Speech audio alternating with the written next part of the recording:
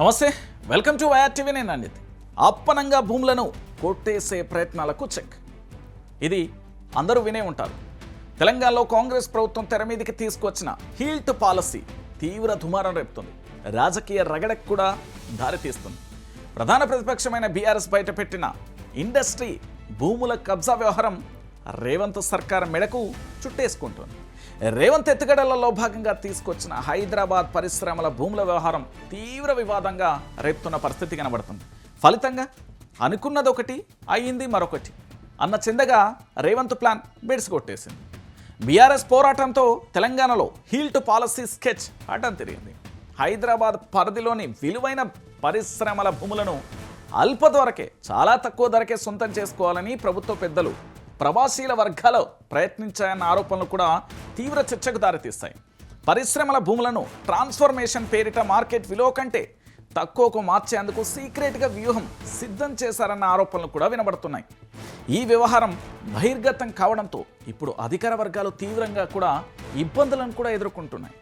క్యాబినెట్లో చివరి అంశంగా హీల్ట్ పాలసీని చేర్చడం ఎంతవరకు కరెక్టు? కొని ఈ పాలసీ గురించి పెద్దగా ఎజెండాలో పెట్టి చివరి అంశంగా చేర్చడంతో పాటు దాన్ని చర్చించకుండానే ముందుకు వెళ్తుండడం పట్ల కూడా పారిశ్రామిక వర్గాలలో చాలా అనుమానాలు వ్యక్తమవుతున్నాయి. ఈ నిర్ణయం మేరకు అమలు చేయడానికి 6 నెలల నుంచే తెర వెనుక చర్చలు జరిగాయన్న ఆరోపణలు కూడా తెలంగాణ రాష్ట్ర వ్యాప్తంగా ప్రాముఖ్యత సంతరించుకుంది. తక్కువ ధరకే భూ బదిలీ వివాదం, పరిశ్రమల భూములను ఎస్ఆర్ఓ ధర కంటే కేవలం 30% బదిలీ చేయాలన్న ప్రతిపాదన పారిశ్రామికవేత్తలలో తీవ్రంగా వ్యతిరేకత లేపింది. అయితే కొన్ని ప్రవాసీల వర్గాలకు సంబంధించి ఈ భూములను అప్పగించేందుకు ఎవరెవరైతే దీనికి సంబంధించి సీక్రెట్గా వ్యవహారం జరిగిందో, ఎవరైతే ఈ భూముల మీద ఆశపడుతున్నారో, ఎవరికైతే ఈ భూములను అప్పగించాలనుకున్నారో ఆ వర్గాలన్నీ కూడా ఆశపడుతున్న తీరుకు సంబంధించి ఇటు పారిశ్రామికవేత్తల సమావేశం అయితే జరిగింది. అయితే అక్కడ నుండి చాలామంది కూడా వెనుదిరిగి వెళ్ళిపోయారట ప్రభుత్వ పెద్దలు. ఎందుకు అనేది ఇప్పటికీ కూడా అర్థం కాని విషయం. ఎందుకంటే కాలుష్యం పేరుతో ఒత్తిడి తెచ్చి హీల్ట్ పాలసీ విడుదలైన 24 గంటలలోనే కాలుష్య నియంత్రణ మండలి పరిశ్రమలకు నోటీసులు పంపడం కొత్త ప్రశ్నలకు తెరలేపుతోంది. ఎందుకంటే కాలుష్యం ముసుగులో పరిశ్రమల స్థలాలను ఖాళీ చేయించాలనే ప్రయత్నమా అనే సందేహాలు వ్యక్తమవుతున్న పరిస్థితి మీ అందరికీ తెలుసు. ఇటు మరోవైపు పరిశ్రమలను ఔటర్ రింగ్ రోడ్ వెలుపలికి తరలిస్తామని ప్రభుత్వం చెప్తున్నప్పటికీ అక్కడ ప్రత్యామ్నాయ భూములను కేటాయించడానికి సిద్ధంగా లేకపోవడం కూడా ఇక్కడ పెద్దగా చర్చించే అంశం కాకపోవచ్చనే వాదన, అవ్వచ్చనే వాదన కూడా కనబడుతుంది. సో మొత్తానికి ఇక్కడ జరిగే విషయం ఏంటి? మీ అందరికీ తెలిసిన విషయమే కదా. ఫార్మాసిటీ విషయం ఏంటి అనేది మీ అందరికీ తెలుసు. గత బీఆర్ఎస్ ప్రభుత్వం సేకరించిన 13,000 ఎకరాలలో ఫార్మాసిటీ భూములకు ఇంకా ఖాళీగానే ఉన్నాయని పారిశ్రామిక వర్గాలు కూడా గుర్తు చేస్తున్నాయి. పరిశ్రమలను నిజంగా తరలించాలని ప్రభుత్వం అక్కడ నిర్ణయం అయితే అక్కడి భూములను ఎందుకు ఇవ్వడం లేదన్న కూడా ప్రశ్నలు ఉత్పన్నమవుతున్నాయి. దీనివల్ల పరిశ్రమలను ముందుకు కూడా వెనక్కి కూడా వెళ్ళలేని పరిస్థితులలో పారిశ్రామిక రంగం పడిపోయిన పరిస్థితి మనందరం చూసాం. హడావిడి పాలసీ, కాలుష్య పరిశ్రమలను తరలించాలనే నిబంధనల ప్రకారం అధ్యయనం, నోటిఫికేషన్ లేదా సెక్టర్ హోల్డర్స్తో సమావేశాలు ఖచ్చితంగా తప్పనిసరి. కానీ ఈ ప్రక్రియలు ఏవీ లేకుండానే రేవంత్ ప్రభుత్వం హడావిడిగా పాలసీని అమలు చేయడంపై తీవ్ర విమర్శలు వస్తున్నాయి.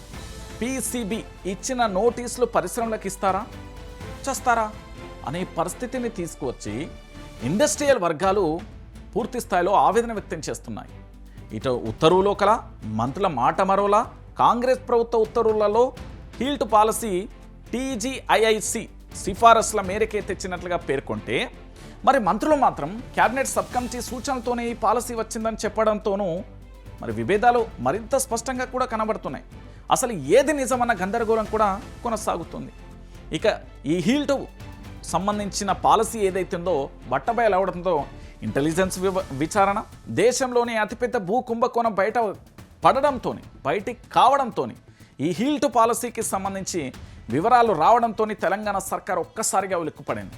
దీంతో ఏం చేయాలి, ఎటు పోవాలి, హీల్ట్ పాలసీ వ్యవహారం ఎలా బయటికి వచ్చింది, పాలసీ వ్యవహారాలు ఎలా బహిర్గతమయ్యాయో తెలుసుకోవడానికి ఏకంగా ఇంటెలిజెన్స్తోనే విచారణకు ఆదేశించారన్న సమాచారం మరింత సంచలనంగా దారితీస్తున్న పరిస్థితులు కనబడుతున్నాయి. అంటే ప్రభుత్వ అంతర్గత వ్యవహారాలు ఇలా బయటికి పడడం ఏంటనే ప్రశ్న కూడా రేవంత్ సర్కార్ సతమతానికి గురి అవుతున్నది, సతమతం అవుతున్న పరిస్థితి కూడా మనకు తెలిసిన విషయమే.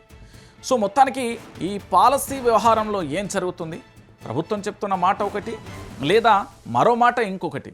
సో జరగబోయే పరిస్థితులు ఏందనేది మనం కూడా వేచి చూడాలి. ఎందుకంటే ఇందులో ముఖ్యంగా ఈ హీల్డ్ పాలసీకి సంబంధించి కేబినెట్ భేటీలో పెట్టడం, దాంతోపాటు కాలుష్యం పేరుతో ఈ కాలుష్య కారాగారాలు ఏవైతే ఉన్నాయో, పరిశ్రమలు ఉన్నాయో వాటిని తరలించాలని, వారికి ప్రత్యామ్నాయ భూములు ఇవ్వకుండా వాళ్ళని ఇబ్బంది పెట్టే ప్రయత్నం, ఇటు పూర్తి స్థాయిలో కూడా నోటీసులు ఇస్తారా, ఖాళీ చేస్తారా, ప్రభుత్వానికి అప్పజెప్పాలా అనేది చర్చనీయాంశంగా జరుగుతుంది. సో ఈ భూముల మీద పడ్డ ఆ డేగ కన్ను ఎవరిది అనేది మనం వేచి చూద్దాం.